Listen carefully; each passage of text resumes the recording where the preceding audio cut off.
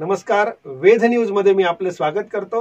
आज आपल्या समवेत आहेत ॲडव्होकेट अविनाश भिडे, जे बार काउन्सिल ऑफ महाराष्ट्राचे माजी अध्यक्ष, म्हणजे 2 वेळा अध्यक्षपद भूषविलेले ॲडव्होकेट अविनाश भिडे आपल्या समवेत आहेत। आणि आतापर्यंत त्यांचं दुसरं पुस्तकाचं प्रकाशन झालंय। पहिलं पुस्तक माझ्या मते काय नाव सांगितलं सर? पहिलं पुस्तक practical hints for criminal trial.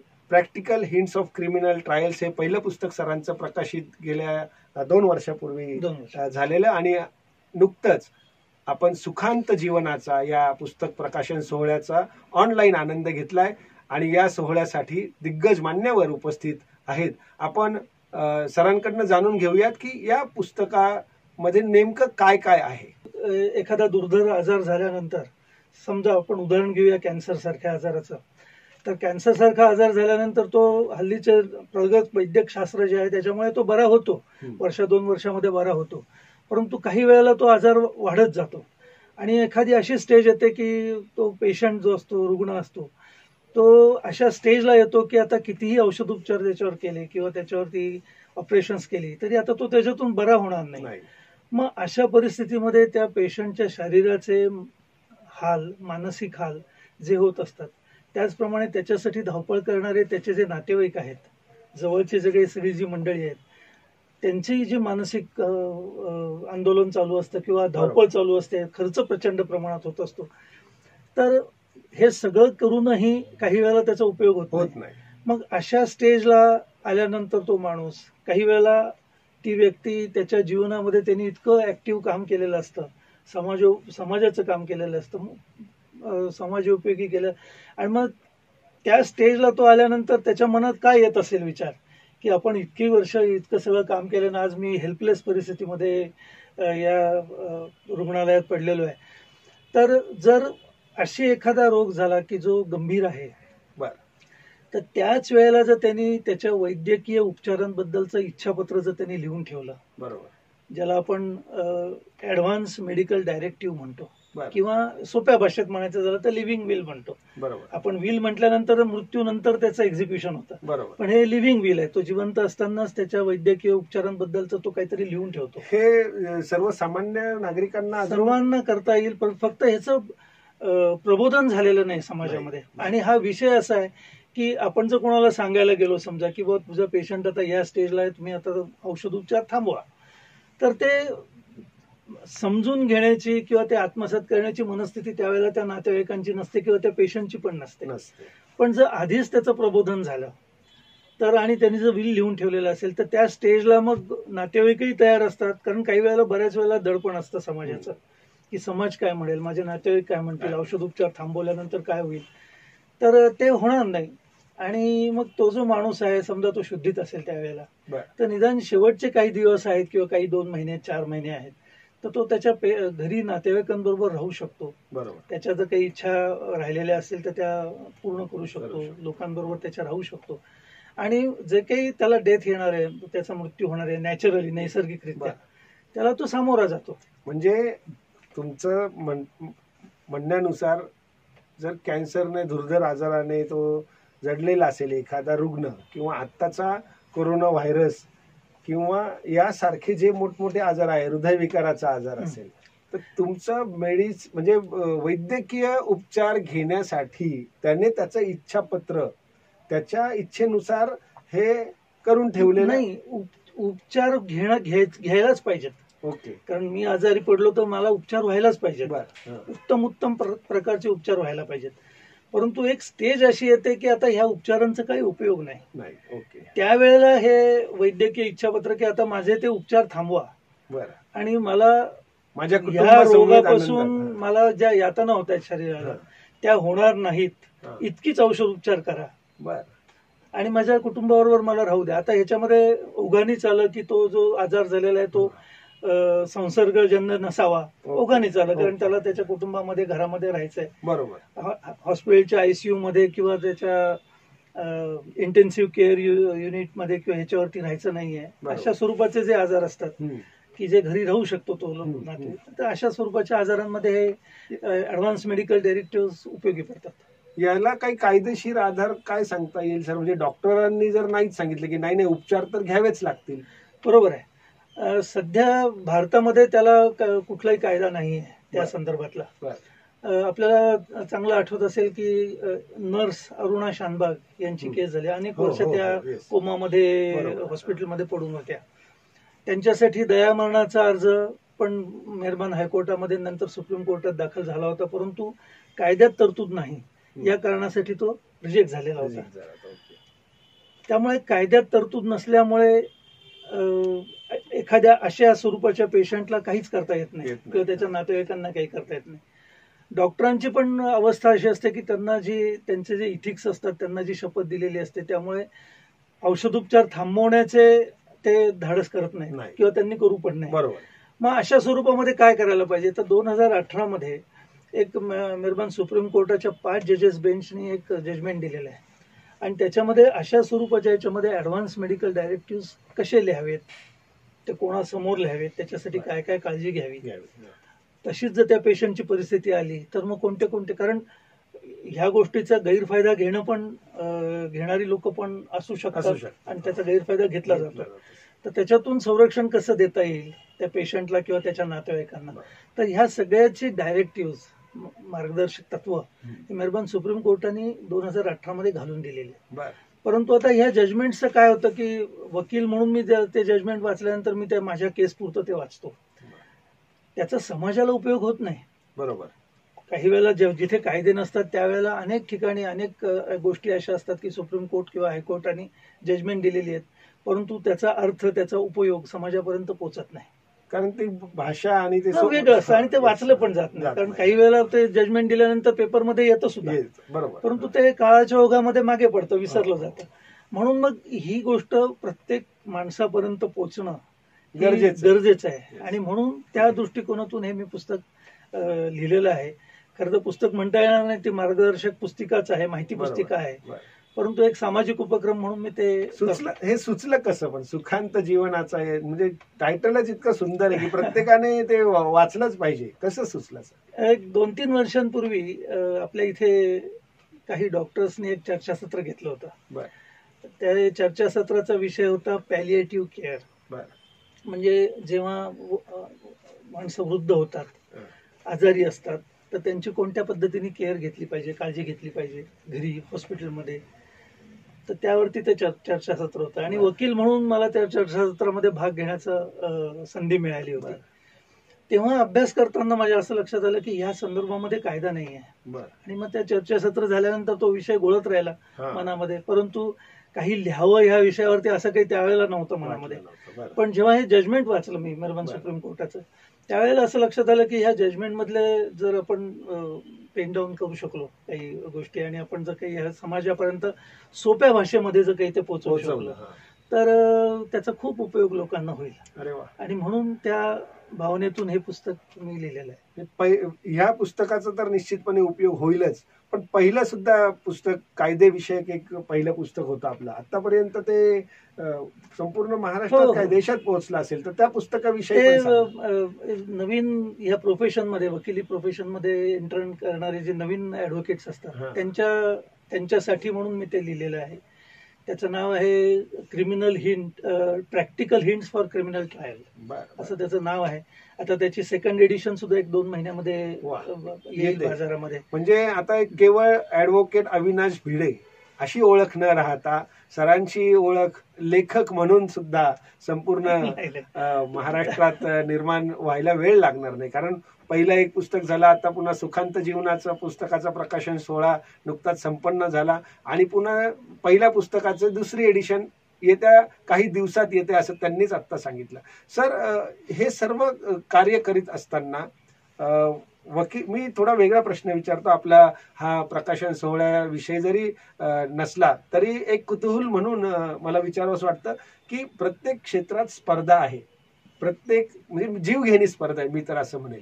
मग वकिली पेशा ही जी काही नवीन तुम्ही ज्युनियर सर्व नवीन जी काही टीम येते आता वकील म्हणून, तर या लोकांना तुम्ही काय सल्ला द्याल की कशी काळजी घेतली पाहिजे आपल्या पेशामध्ये? कारण जीवघेणी स्पर्धा जर असली, काही म्हणजे नाण्याच्या 2 बाजू असतात, चांगली बाजू पण असते आणि वाईट बाजू पण असते, तर काय सांगाल? बघा, प्रत्येक प्रोफेशनमध्ये, प्रत्येक व्यवसायामध्ये there is always room at the top. शिखर जे आहे त्या प्रोफेशनमधलं, तिथे नेहमी जागा असते, मोकळी जागा असते. तिथे कोणीतरी 1-2 जण असतात, परंतु ते 10 वर्षापूर्वी कोणीतरी दुसरे 2 जण असतील, 10 वर्षानंतर आणखीन 2 जण असतील. त्यामुळे तिथे नेहमी जागा असते. आता त्या जागेवर पोहोचण्यासाठी म्हणून जे करायला पाहिजे, एकतर पूर्ण डेडिकेशन त्या व्यवसायाला पाहिजे. आता मी एखाद्या वकिली क्षेत्रामध्ये जर काम करणार असेल एखादा विद्यार्थी किंवा नवीन एंट्रंट, तर त्यांनी इतर काही वेगळे उद्योग सायमल्टेनियसली न करता केवळ वकिली व्यवसायावरती जर त्यांनी फोकस केला, एक म्हणजे डेडिकेशन पाहिजे, हार्डवर्क पाहिजे, प्रचंड मेहनत करावी लागते, मेहनतीशिवाय काही मिळत नाही. आणि स्वतःमधलं स्किल जे आहे त्या प्रोफेशन विषयीचं स्किल, तर ते स्किल कसं वाढेल. मराठी म्हण आहे, वाचाल तर वाचाल. तर अनेक पुस्तकं वाचणं, नुसती कायद्याचीच नाही तर ऑटोबायोग्राफीज असतात किंवा वेगवेगळ्या विषयावरची पुस्तकं असतात, ज्याच्यामुळे वेगवेगळ्या विषयांकडे वेगवेगळ्या दृष्टिकोनातून कसं बघायचं हे शिकतो माणूस. बरोबर. तर स्किल डेव्हलप करण्यासाठी म्हणून जे जे काही करता येईल ते सगळं या नवीन वकिलांनी केलं पाहिजे. प्रश्न जरी माझा विषयाला धरून नसला तरी त्याचं उत्तर इतकं समर्पक आहे की वाचनाकडे तुम्ही अधिक लक्ष द्यावं. जे काही या क्षेत्रात नवीन जे काही वकील होऊ पाहताय किंवा जे काही नवीन पेशाने आता वकील झालेले आहेत, म्हणजे सरांचं लेखन त्याच दृष्टीने सुरू आहे. म्हणूनच हा प्रकाशन सोहळा दिमाखात पार पडला. आपण बघताय माझ्या मागे की प्रकाशन सोहळ्यासाठी किती दिग्गज व्यक्ती उपस्थित होते आणि त्यांनी देखील सरांना या ऑनलाईन प्रकाशन सोहळ्याच्या निमित्ताने कशा शुभेच्छा दिल्या आपण त्याही जाणून घेऊया. अविनाश भिडेंचे खूप सुंदर पुस्तक दिलेलं आहे, अतिशय उपयुक्त पुस्तक आहे आणि त्याच्यामध्ये शेवटी जी माहिती दिलेली आहे त्याचा उपयोग सर्व लोक करू शकतील. मृत्यू एक सत्य असूनही आपण सगळे त्याच्याकडे दुर्लक्ष करतो. त्याच्याविषयी भीती वाटते आपल्याला.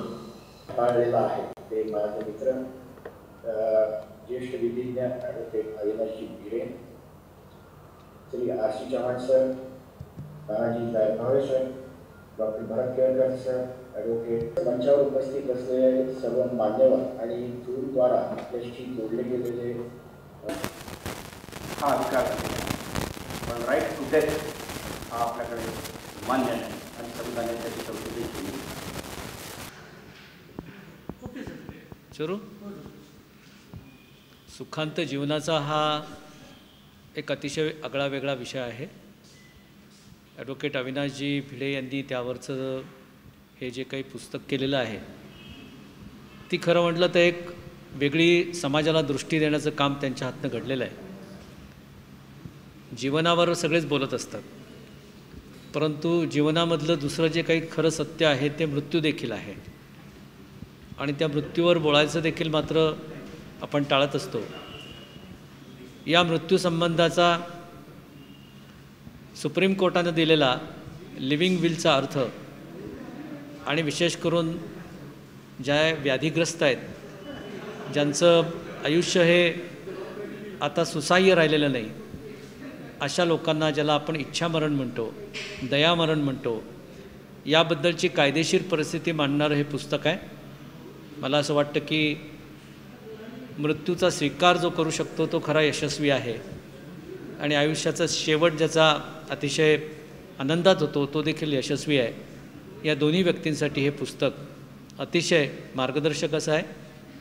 हे पुस्तक लोकांपर्यंत पोचलं पाहिजे, समाजाने ते समजून घेतलं पाहिजे आणि त्यातला अर्थ समजून घेऊन त्या अर्थानं जीवन जगत असताना आपल्या जीवनाचा सुखांत देखील शोधला पाहिजे आणि त्याचं व्यवस्थापन केलं पाहिजे.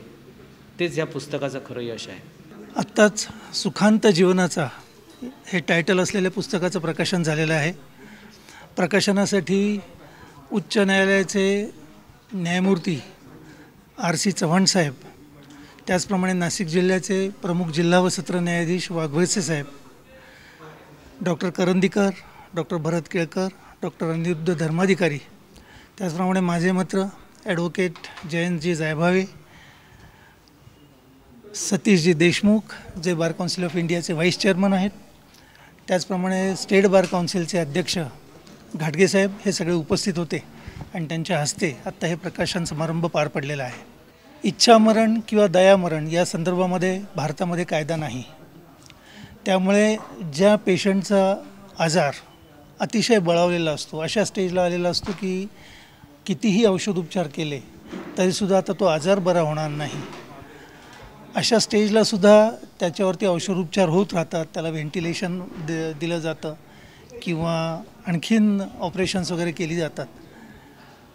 त्यामुळे तो बरा होणार नाही ही स्टेज असतानाही त्याच्यावरती जे औषधोपचार केले त्यामुळे त्याला जी शारीरिक आणि मानसिक जो या रुग्णाला त्रास होतो आणि त्याचबरोबर त्याच्या नातेवाईकांना जो त्रास होतो, त्यांचा अतिशय खर्च होतो. तर ह्या सर्वांना पर्याय काय? जेव्हा कायदा नाही तर अशा वेळेला माननीय सुप्रीम कोर्टाच्या 5 जजेस बेंचने 2018मध्ये एक अतिशय सुंदर जजमेंट दिलेलं आहे आणि त्याच्यामध्ये ॲडव्हान्स मेडिकल डायरेक्टिव्ह, थोडक्यात सांगायचं म्हणजे लिव्हिंग विल याच्या संदर्भामध्ये मार्गदर्शक तत्त्व घालून दिलेली आहेत. परंतु कायद्यातले जे न्यायनिर्णय आहेत हायकोर्टाचे किंवा सुप्रीम कोर्टाचे, ते त्या कायद्याच्या पुस्तकांमध्येच असतात आणि वकील मंडळी त्याचा अभ्यास करतात त्यांच्या केसपुरता. परंतु ही जी मार्गदर्शक तत्त्व 2018मध्ये सुप्रीम कोर्टाने घालून दिलेली, ज्या संदर्भात कायदा पारित झालेला नाही, तर ही मार्गदर्शक तत्त्व जर सामान्य लोकांपर्यंत पोचली तर खूप त्यांचा फायदा होणार आहे. हे गोष्ट मनात घेऊन त्या आधारावरती हे मी पुस्तक लिहिलेलं आहे. एक सामाजिक बांधिलकी मनामध्ये ठेवून हे पुस्तक लिहिलेलं आहे. हे पुस्तक मी विनामूल्य बाजारामध्ये आणलेलं आहे. मॅक्झिमम जास्तीत जास्त लोकांना याचा फायदा व्हावा, कारण ही ट्रीटमेंट आत्ताचं सध्याचं वैद्यकशास्त्र जे आहे ते अतिशय पुढे गेलेलं आहे. त्यामुळे दुर्धर असलेले आजारही लवकर बरे होतात. परंतु काही वेळेला अशी परिस्थिती येते की हे दुर्धर आजार इतके बोकाळतात की बळावतात की तिथे मग सगळ्यांचेच हात टेकलेले असतात. त्यामुळे तीच औषधोपचार करत राहिलं तर मग मात्र त्यातली जी थिन लाईन आहे की आजार बरा होण्यासाठी औषधोपचार आणि मृत्यू लांबवण्यासाठी झालेले औषधोपचार, याच्यामधली ही जी थिन लाईन आहे ती सर्वांनी लक्षात घेऊन ह्या पुस्तकामध्ये जी माननीय सुप्रीम कोर्टाची जी मार्गदर्शक तत्त्व आहेत ती आपण सर्वांनी वाचावीत आणि त्याप्रमाणे आपल्यावर तो प्रसंग येऊच नाही, कोणावरतीच येऊ नये कुटुंबातल्या. परंतु हे अटळ आहे, आपल्या हातामधली गोष्टी नाहीत. तर त्यावेळेला त्याप्रमाणे जर आपण काम केलं किंवा ती मार्गदर्शक तत्त्वाप्रमाणे जर आपण एखादं इच्छापत्र, स्वतःच्या वैद्यकीय उपचारांबद्दलचं इच्छापत्र लिहून ठेवता आलं तर अतिशय सोयीचं जाणार आहे. धन्यवाद. या शुभेच्छांचा वर्षाव सरांवर पुढेही असाच सुरू राहील. मी तर असं म्हणेल की वकिली पेशा जवळजवळ सरांचा 35 वर्ष सरांची प्रॅक्टिस झालेली आहे आत्तापर्यंत आणि या 35 वर्षात वेगवेगळे अनुभव आलेले आहेत. अनेक नवनवीन लेखनाद्वारे सरांची भविष्यात अशीच पुस्तकं येवो आणि ते आपल्याला मार्गदर्शक म्हणून कायम वाचनासाठी मिळो, या निमित्ताने सरांना शुभेच्छा देतो. आपलं हे जे काही सुखांत जीवनाचा हे पुस्तक आहे याविषयी जर सर जाता जाता आपल्याला काही सांगायचं आहे तर निश्चितपणे सांगा. मी एकच सांगेन की या पुस्तकामध्ये प्रयत्न केलेला आहे की सामान्य लोकांपर्यंत त्या सगळ्या गोष्टी पोचाव्यात. काही वेळेला संभ्रमाची अवस्था असते जेव्हा पेशंटला आपण ट्रीटमेंट देत असतो, कारण तो अतिशय जवळचा असतो. वडील असतात, आई असते, भाऊ असतो, बहीण असते. त्यामुळे मॅक्झिमम औषधोपचार त्यांना व्हावे, चांगल्यात चांगले औषधोपचार व्हावे ही इच्छा असते आणि त्याच्यामध्ये गैर काही नाही. परंतु एखादी अशा स्टेजवरती जर आपण तो आग्रह धरत राहिलो तर त्या माणसाच्या शरीराची काही वेळेला प्रयोगशाळा बनते आणि त्याचा उपयोग काही होत नाही पुढे. त्याच्यापेक्षा त्याला कमीत कमी त्रास होईल, तो आपल्या नातेवाईकांमध्ये माणूस शेवटचे घटका किंवा शेवटचे 2 महिने किंवा 4 दिवस काय असतील ते राहील आणि त्याच्यामध्ये त्याला सुख मिळेल, हे जर बघितलं तर ते अधिक योग्य होईल. असं वयाची सचिन तेंडुलकरच्या याच्यात जर म्हणजे मी क्रिकेटच्या बाबतीत उदाहरण देईल मुद्दाम की मॅचची किंवा इनिंगची शेवटची ओव्हर जर चांगली खेळायची असेल तर निश्चितपणे सुखांत जीवनाचा हे पुस्तक प्रत्येकाने वाचलं पाहिजे. फक्त सर्वांना एक विनंती आहे की हे पुस्तक वाचून जर एखाद्याला खरंच अशी इच्छा झाली की त्यांनी त्याचं ॲडव्हान्स मेडिकल डायरेक्टिव्ह किंवा त्याच्या वैद्यकीय उपचारांबद्दलचं इच्छापत्र लिहून ठेवायचं असेल तर त्यांनी त्यांच्या वकिलांचा, कायदेतज्ञांचा आणि वैद्यकीय तज्ज्ञांचा सल्ला नक्की घ्यावा किंवा पुस्तक वाचून ते करावं असं होऊ नये. त्यांनी तज्ज्ञांचा सल्ला घेऊनच ते पुस्तक, ते इच्छापत्र लिहून ठेवावं अशी मी सर्वांना विनंती करतो. धन्यवाद सर. आपण इथे वेध न्यूजच्या या स्टुडिओत आलात. आपलं हे काही प्रकाशन सोहळा संपन्न झालेला दिसतोय आणि निश्चितपणे या पुस्तकाचा सामान्य नागरिकांना निश्चितपणे उपयोग होईल अशी या निमित्ताने खात्री वाटते. पुनश्च एकदा मी आपले आभार मानतो. धन्यवाद.